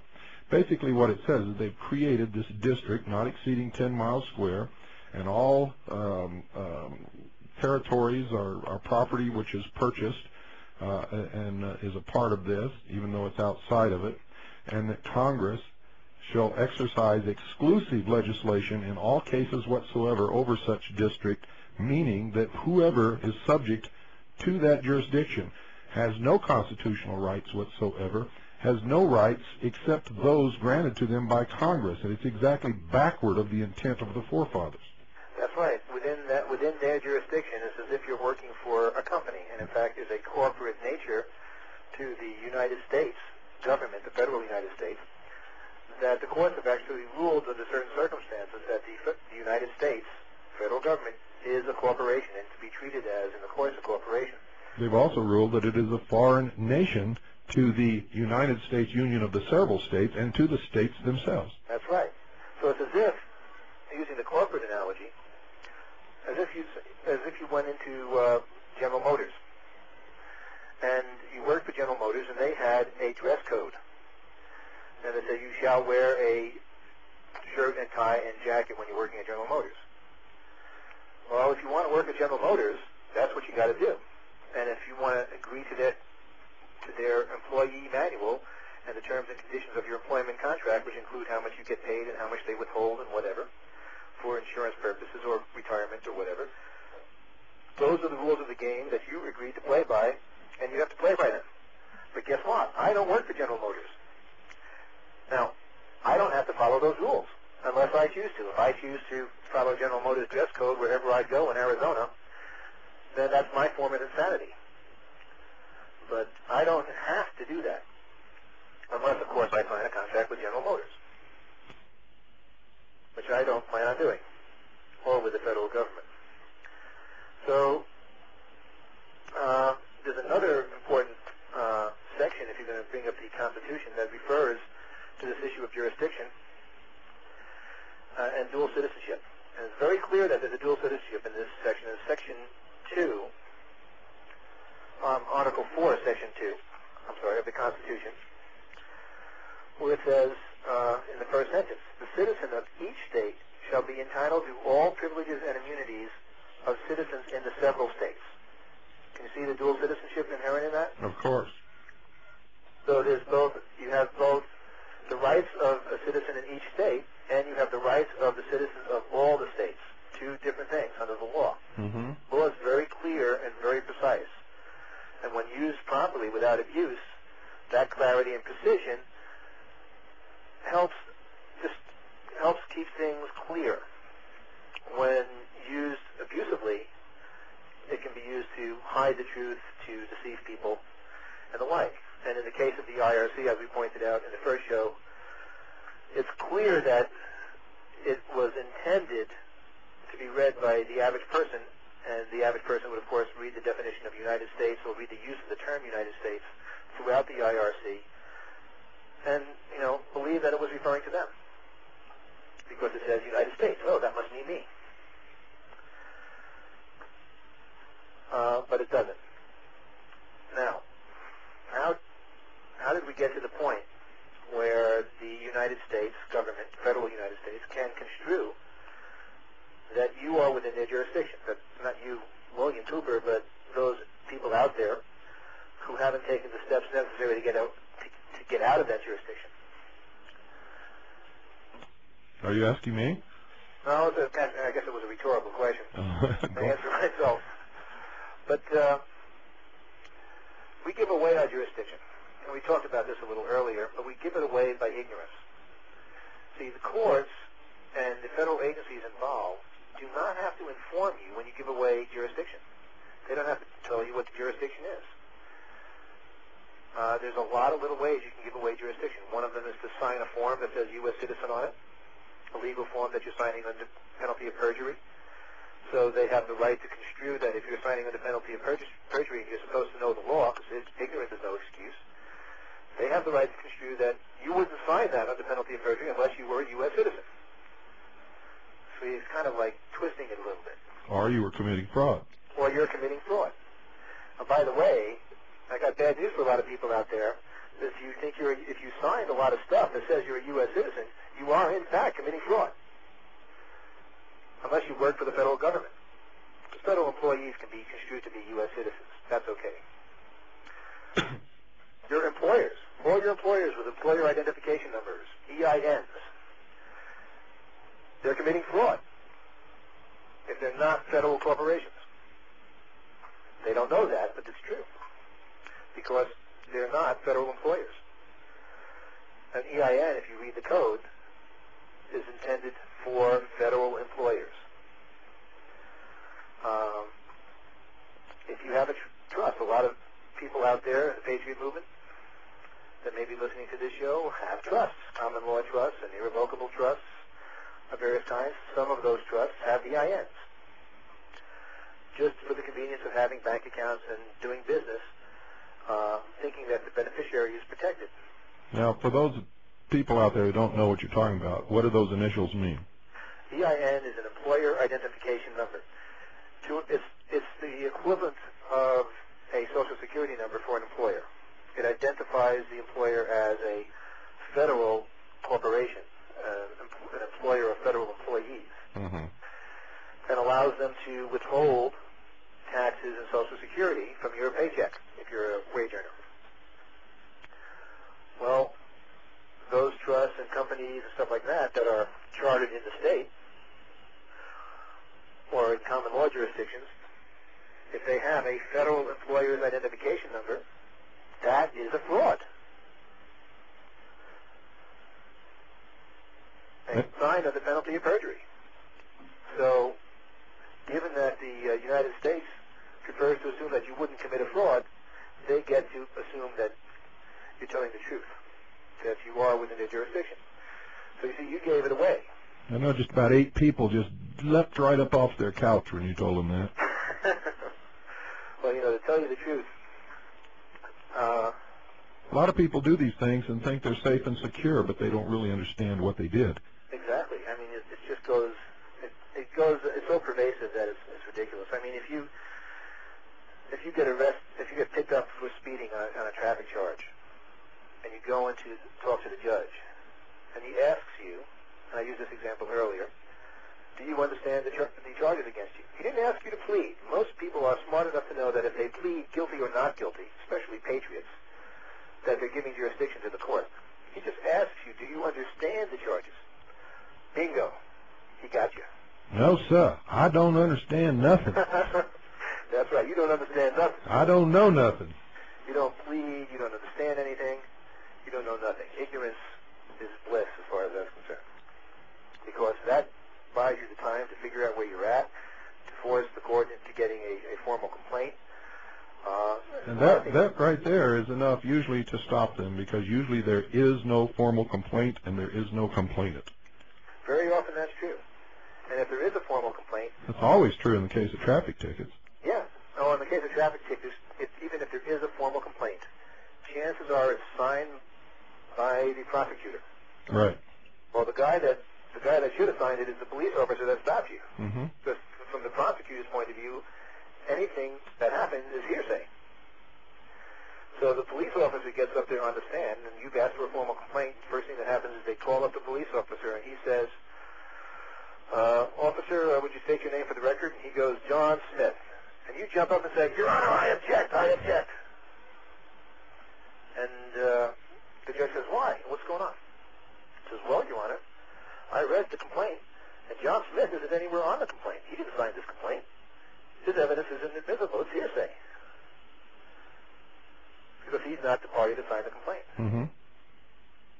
But you can't do that if you give them a jurisdiction from the get-go. That's right. You have to understand who you are and where you are. Now, for those of you who think we're taking an inordinate amount of time on the subject of jurisdiction, it is the number one utmost important thing that you're going to run into in any brush or joist or anything else with the law. Absolutely. Because you have to know where you are and what court you're in. Most people don't even know that you could be standing in one courtroom and you could have several different jurisdictions that could pop up unbeknownst to you. You could be an admiralty jurisdiction, you could be an equity jurisdiction. The courts have multiple overlays of jurisdiction built in to the courts. You have to know which one you're talking to. A very good example of that is the difference between ministerial jurisdiction, which is for summary proceedings, such as excise tax or privileged activities or income tax, contracts, statutes. Those are all ministerial proceedings under, ministerial jurisdiction. Most people, they think they go to court, they think they're in a judicial proceeding, because we think all the courts are judicial proceedings. We don't realize there's multiple overlays of jurisdiction that are possible in any given court, depending on what the legal circumstances are, because they were all combined under the law quite a while ago in our country. They used to be like separate courts for these things. Isn't it true that most people, when they enter a courtroom, are actually in an equity jurisdiction? Probably in most cases, because you're dealing with ministerial summary proceedings in almost all cases. And not only that, but the only real authority that our forefathers ever gave to the federal government was over interstate commerce. Well, they didn't actually give even that. There was an argument over that. Well, there was, but that's really the only authority that they ever got. Later on, yeah, they fought against it. And they weren't so sure they wanted to give that much power to the federal government. That was in the 1800s. Originally, and that's what sparked. This was even a state issue. That's what sparked the argument over the Federalist Papers. Is how much power is the government going to have? A judicial proceeding deals only with the rights of private property, with sovereign rights, with the Constitution. Everything else is administrative or ministerial, which means it's a contract that you have with the government. Your driver's license is a contract. You agreed to sign up with it even though you didn't have to. That's right. When they talk about civil actions, those are completely outside any of the provisions of the Constitution whatsoever. That's right. You have civil rights and you have God-given rights. That's correct. Civil rights are granted by the government or taken away by the government. They're really privileges, even though they call them rights. And the rights that the Constitution protects are creator-endowed rights, God-given rights which cannot be taken away. That's right. But you can give them away, however. You can waive them. That's how they get you. Well, there's even an argument that says you can't do that. Since they're endowed by God, man has not the authority to take them away or give them away or contract them away. Now, I don't know who would win that argument, but that is one of the arguments that I've heard and seen written about over the centuries, in fact. So everyone has the answer to that till we all meet our maker. But in the meantime, the courts do assume that you have the right to give away your rights, even if you don't know you're doing it. A good example of that is the Fifth Amendment. Keep in mind that everything in the law is very specific. You have to know what every word means. You go into a proceeding, let's use the Internal Revenue Code, which is my bailiwick.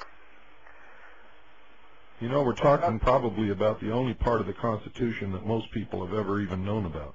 This is true. And it's amazing how many people don't know that in most cases, you know, you see a lot of things on TV, people, so I believe the Fifth Amendment. And you hear all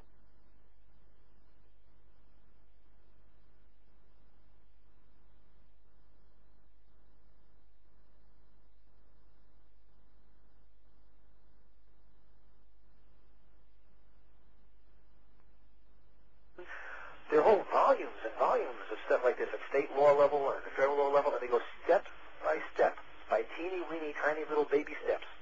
And in every one of those steps, if you make a mistake, you can blow it. You can give somebody jurisdiction that they didn't have before you took that step. And the Fifth Amendment is a good example, because everybody, years ago used to file Fifth Amendment returns and say, I don't have to file this return because, I'm giving away information that could be used to incriminate myself. So they send in a return and they write Fifth Amendment returns on it. That was very popular in the 70s and early 80s. And a lot of those people, years later, lost their homes and went to jail. Were they wrong? Not really in principle. They were wrong procedurally. They didn't understand the full effect of the law. They were also claiming a right that they're not due as citizens of the United States, or United States citizens. That's true. That could be construed that way. But even for American nationals or anybody, when you fill out a return, you are admitting that you have, even if you don't fill out the return, you just send it in. The act of sending in a return or having a return is an admission that you have records. And the courts have ruled that if you admit that you have records, then that admission is itself a waiver of your rights. Just like in the driver's license case, where if you get in front of the judge and you admit that you understand what he's saying, you waive your rights to challenge the jurisdiction. In a 1040 form, the mere act of having the form sent in is an admission that you have records and that they have jurisdiction.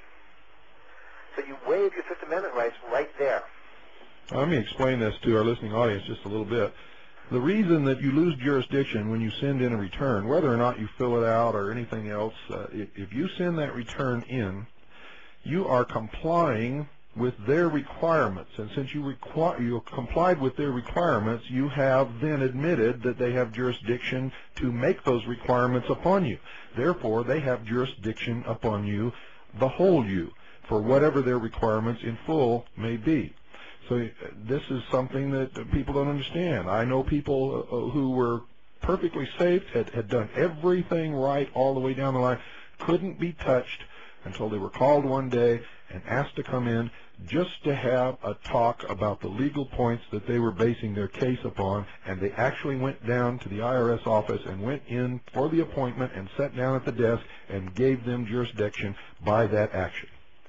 Exactly. I have a guy that just called me today. Somebody from the IRS sent him a case from the tax court intended to scare him off on some legal points that I've educated him about. And they covered some of the legal points I educated him about, and he was all freaked out because here all these points were thrown out by the court as frivolous. And I said, of course. Can you imagine why? Can you guess why? So what is the jurisdiction of the tax court? Tax court, by the way, in 601.102, Code of Federal Regulations, that Code of Federal Regulations specifically excludes employment taxes from the tax court, and of course self-employment taxes. Well, most people wouldn't know that. Most of us, I think, we're dealing with employment taxes, don't we? We don't realize that the tax court doesn't normally have jurisdiction over employment taxes. So when you go into the tax court to argue a case on employment taxes, you're going in to play by their rules. So that poor person that went in to make those arguments went into a court that didn't acknowledge the existence of those arguments. They were a moot point in that court. Those rules that they were arguing were monopoly rules, and they were dealing with chutes and ladders or something. It's also not a constitutional court, and that's why so many people who try to argue constitutional issues in a tax court get sent to jail for contempt of court. Well, when they actually study the Code of Federal Regulations, the only issues that the tax court is supposed to decide are issues of how much you owe and how you should pay it. That's the only thing they're supposed to decide. That's right, and when you get there, that's the only issue there is. Anything else that you bring up is contempt of court, or could be construed to be. Of course, because they're not designed to do anything else except decide how much, how fast, and how high. And that's what people don't understand. People have come to me for advice when they have been summoned to go into tax court. And my advice to them is to immediately file their motions in a United States District Court. And invariably, they won't do it. They'll go into tax court and try to do it, not realizing that the advice I gave them is the correct advice, and they can't make those arguments when they get to tax court. It's too late. That's right. It's like, the tax court is basically an arbiter between you and the IRS. They can arbitrate the issues of how much you owe and the assessment and da-da-da-da, but they're not empowered to argue legal issues or constitutional issues. So once you accept their rules, you're accepting that the legal issues are no longer, in effect, are no longer the matter before the court, or in what they call subject matter jurisdiction. You've given all that up. You're now there just to argue how much you owe. So when you go into a situation where the judge expects you to argue how much you owe, and you say, well, Your Honor, blah, blah, blah, blah, Constitution, he says, wait a minute, we're not here to talk about Constitution, we're here to talk about how much you owe.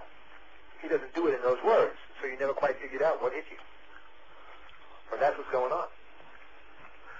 So there's a lot of little nuances you have to understand who you are and where you are, and that's what jurisdiction is about.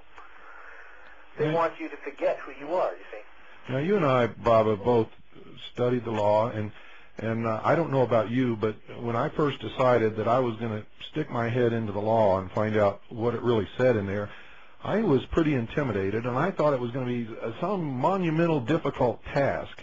And I found out that it's not difficult at all, but you have to pay attention to every single detail. There's actually a phrase called black letter law. And what it really means is a fundamental principle of law, that the law is to be interpreted literally, exactly what's there, the black on white. And if you learn how to read the black letter law, you have a chance at turning the situation around in your own individual case. If you don't know how to read the black letter law, then you're at the whim of, the prosecutor or whoever else, because the court, the judge, the jury, whatever it is. They may or may not know the black letter law, but they will have more standing than you in court.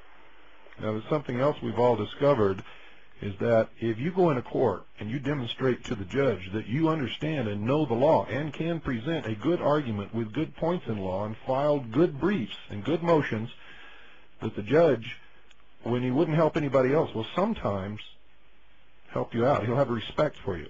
They actually like that.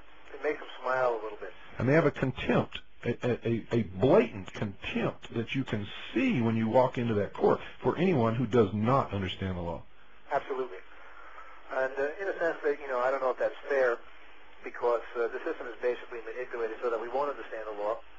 I mean, some of the principles we're talking about today should be taught in high school or grammar school. The fact that they're not taught in school is evidence to me that something is going on that's not right. That somebody intentionally is deciding to not teach basic fundamental principles of law in the school. principles that are as important to getting along in your daily life as reading and writing and arithmetic. I mean, in America, they pass between 20,000 and 200,000 laws in the United States, federal laws, in Congress every year. On a good year, it could be as high as 200,000 laws. Now, can you imagine this has been going on now for 200 years? I mean, everywhere you're turning, there's a law that's going to affect your life. And you don't know how to read the law? You don't know how to understand the definitions of the terms in the law? I saw a good example of this. I watched 48 Hours tonight between shows, and they were talking about the E. coli infection in beef. And it was very plain that this is a danger. Anytime you eat any kind of raw meat, you're in danger of being infected by some bacteria or contracting food poisoning or something of that nature. And throughout history, everyone who has a brain knows that if you cook that food so that it is cooked all the way through done, you have obliterated that risk. That risk no longer applies. But this whole show was aimed toward the one question at the end.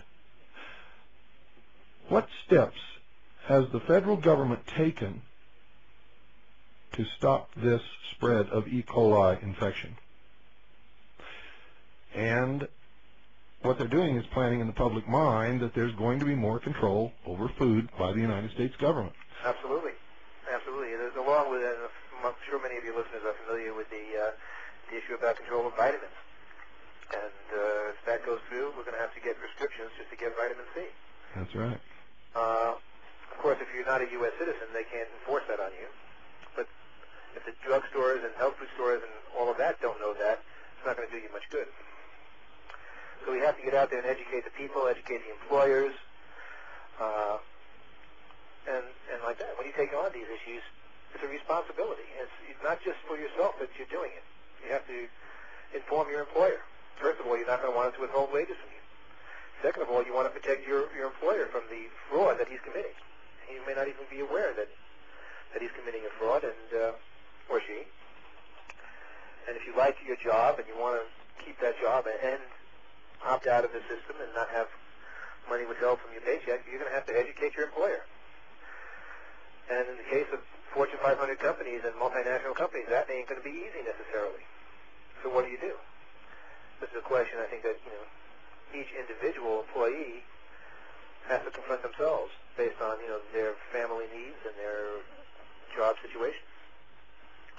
It's not for me to say that a specific person should stand up and fight the system when they might lose their job and they have a family to feed. But we have to consider that and what all the options are at the very least and what our responsibilities are and weigh that. And to do that, we have to know who we are and where we are and what the options are. And if you don't understand legal terms, if you don't understand principles of statutory construction, it's like driving someplace without a map.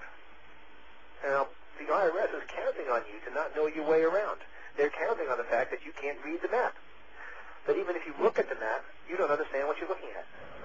They're also counting on you to be absolutely terrified of them, and in most cases, they depend upon this terror to bend you to their will, and because of that, usually all they have to do is write a letter, and boy, you're just buckling under and glistening and whistling and playing their tune and dancing their little skip.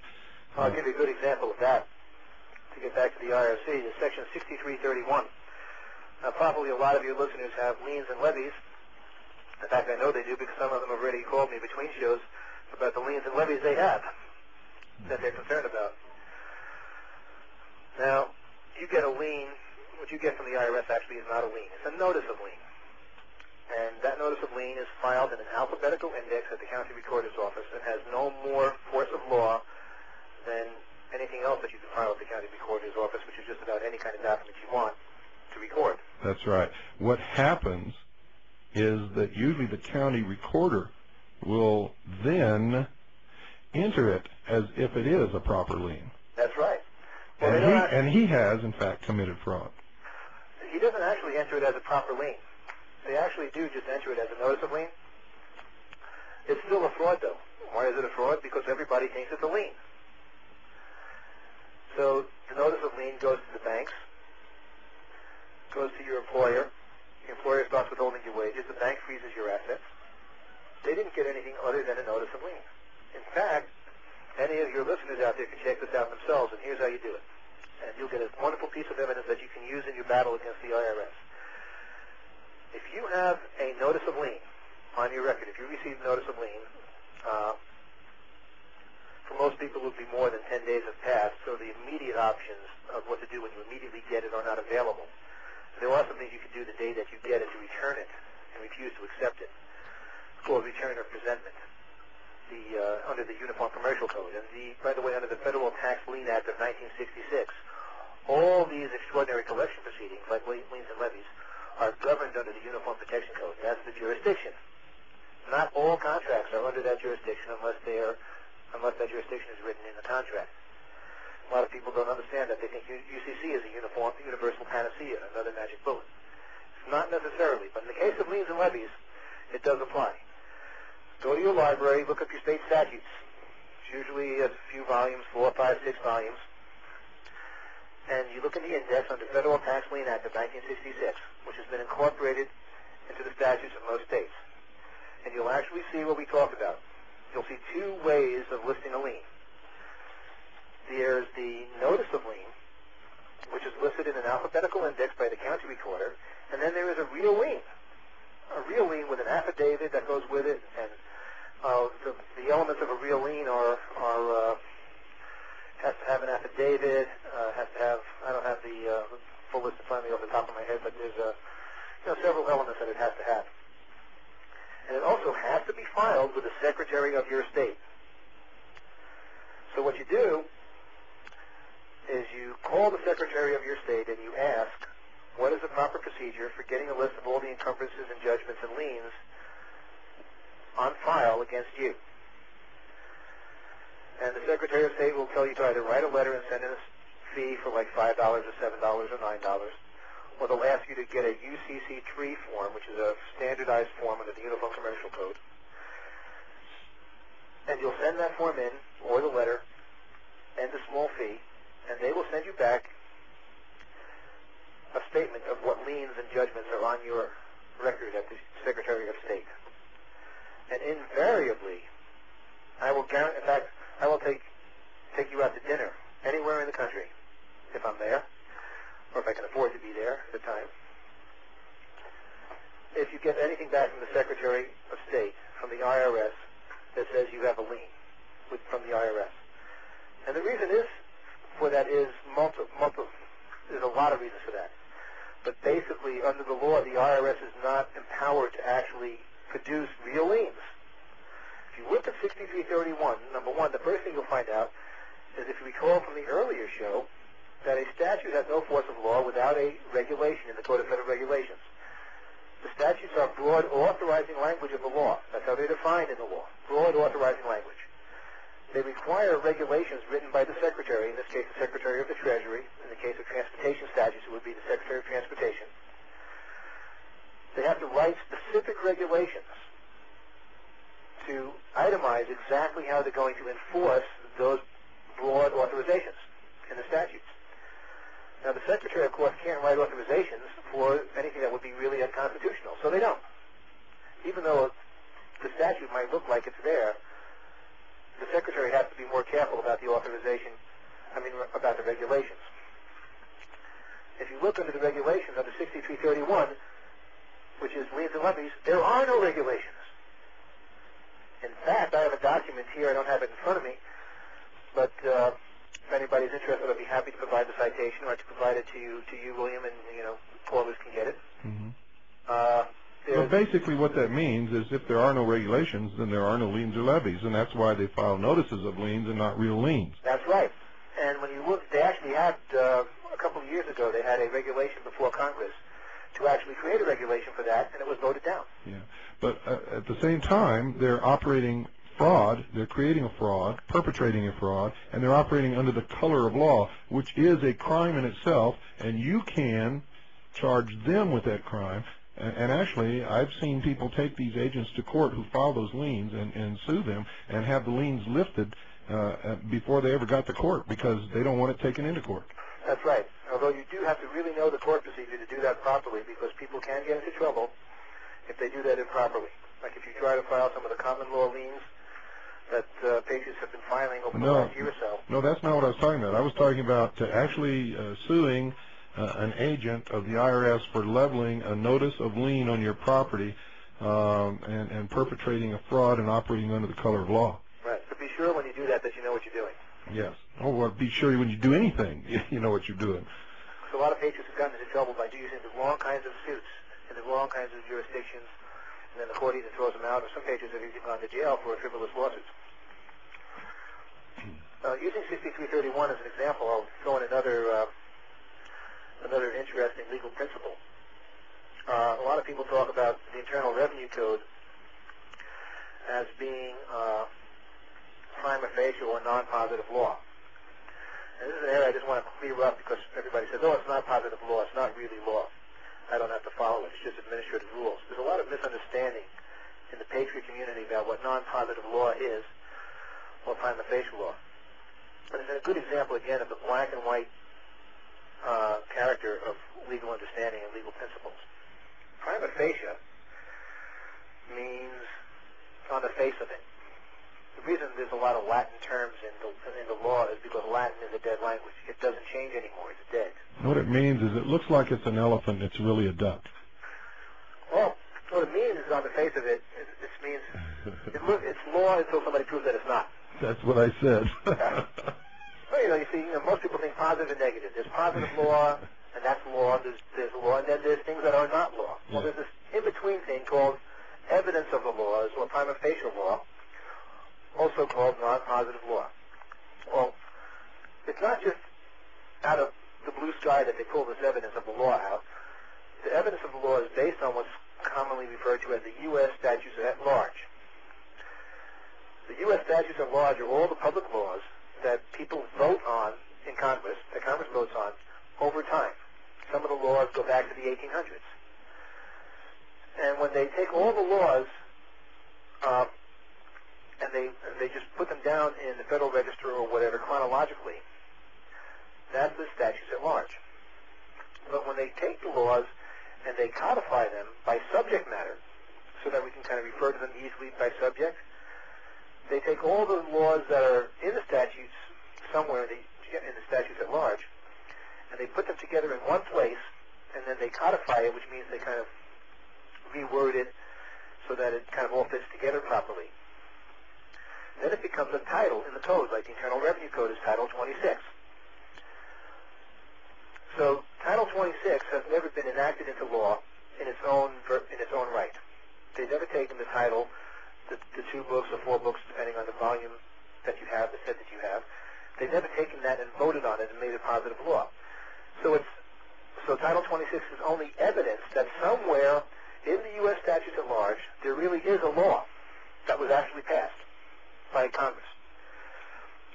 Now, let's use 6331 again, liens and levies, because I want to demonstrate further how phony liens and levies are and how completely... So Title 26 has never been enacted into law in its own right. They've never taken the title, the 2 books or 4 books, depending on the volume that you have, the set that you have. They've never taken that and voted on it and made it positive law.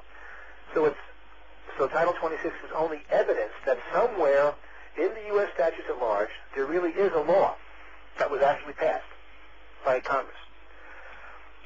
Now, let's use 6331 again, liens and levies, because I want to demonstrate further how phony liens and levies are and how completely deceptive and fraudulent this whole system is. Well, we're gonna have to save that for another night, Bob, because we're just about out of time. I want you to give the information on how they can reach you about your seminar that's coming up in Phoenix, and then I have to do a spot for Swiss American. Okay, well, just 10 seconds then. 6331 goes way back into the 1800s, 1866 actually, when it was written in a law to collect taxes on distilled spirits, cotton, and tobacco. So it doesn't apply to anybody. Now, I can be reached at Boston Tea Party Enterprises, area code 602 282-5653. My name is Bob Ross, R-O-S-S. My next workshops I give a 2-day workshop, which basically teaches fundamental principles of law, so that you can understand the issues before you go to anybody that's going to give you a system for getting out from under the IRS, or for becoming sovereign, or for becoming a common law citizen or a state citizen, or whatever the system you're interested in. None of those systems provide enough education. You really need to learn the law in an unbiased forum, and that's what I try to provide. The workshop is called What the IRS Doesn't Want You to Know. It's 2 days, and I have 3 scheduled next in the Phoenix area right now. And they're February 19th and 20th is the next one. And I have one in mid-March and one in early April. Why don't you give your number a couple times again, just for the people who might be slow out there. I tell them always have paper and pen by their side, but there's always a few dummies out there that never listen. So why don't you repeat it a couple more times so if they're running around looking for a pen, they can write down your number again. Okay, it's area code 602-282-5653. That's Bob Ross, Boston Tea Party Enterprises, 602-282-5653. Well, thank you, Bob, for all the wonderful information that you've given out tonight on the early show and on this late version of the Hour of the Time, and we'll talk to you later. Thank you, William. Folks, if you're sitting there listening to all of this, you've been listening to the Hour of the Time for some time, then you know how much you've been scammed, and you know what's coming down the line. People are beginning to wake up across this country, and as they wake up, they're going to create a lot of questions that have to be answered. The answer is going to come in a form that none of us are going to like. I can assure you of that. These people who are bringing about the New World Order have gone too far, too fast, and they have too much to lose to give in to anybody so easily as that. So just asking questions and taking our problems into court ain't going to get it, folks. There will be no political solution, and there will be no relief in the courts. Relief will come to individuals only, not to the nation, I can assure you. You need to protect yourself against the inevitable consequence of all of this. Call Swiss America Trading now, 1-800-289-2646. That's 1-800-289-2646. As always, don't ever believe anything that you hear on this show or anywhere else unless you have investigated it yourself and can confirm it in point of fact. Listen to everyone, read everything, believe nothing unless you can confirm it in your own research. Good night, and God bless you all.